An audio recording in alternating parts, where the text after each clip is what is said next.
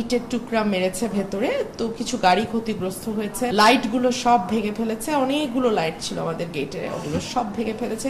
প্রায় 50-60 জন লাঠি সোঁটাধারী ছেলে গুন্ডার মতন এসে নিচে ভীষণ বাজে ভাষায় আমার নাম ধরে ডেকেছে, গালাগালি করেছে, বলেছে তুই নিচে নেমে আয়।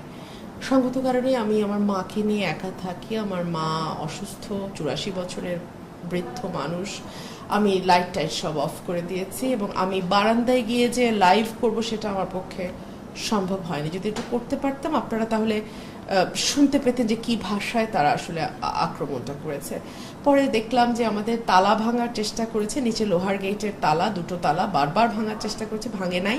বড় বড় ইটের টুকরা মেরেছে ভেতরে, তো কিছু গাড়ি ক্ষতিগ্রস্ত হয়েছে, লাইটগুলো সব ভেঙে ফেলেছে, অনেকগুলো লাইট ছিল আমাদের গেটে, ওগুলো সব ভেঙে ফেলেছে, সিসিটিভি ক্যামেরা ভেঙে ফেলেছে। এবং এটাই প্রথমবার না, এর আগে ওরা মহড়া দিয়ে গেছে, কিন্তু তখন কোনো আঘাত করেনি বা লাঠিসোঁটা ব্যবহার করেনি। কিন্তু আজকে রাতে ওরা অকথ্য ভাষায় গালাগালি এবং লাঠিসোঁটার ব্যবহার। একটা কথা আমি খুব পরিষ্কার ভাষায় আজকে বলে দিই, গতকালকেও আমি আমার সন্তানরা পথে আছে, তাদের সঙ্গে আমি একত্রিত হয়েছি।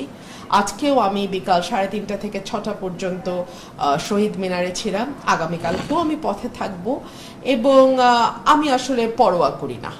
আমি আন্দোলন হয়েছে, সংগ্রাম হয়েছে, গত 17 বছরে তো কম হয়নি। আমি আমার বাসার সামনে তারা এরকম মিছিল টিছিল করেছে, বহু কিছুই করেছে, আমি কখনো বাসা ছেড়ে অন্য কোথাও থাকিনি এবং অন্য কোথাও যাওয়ার প্রশ্নই ওঠে না, আমি এখানেই থাকবো।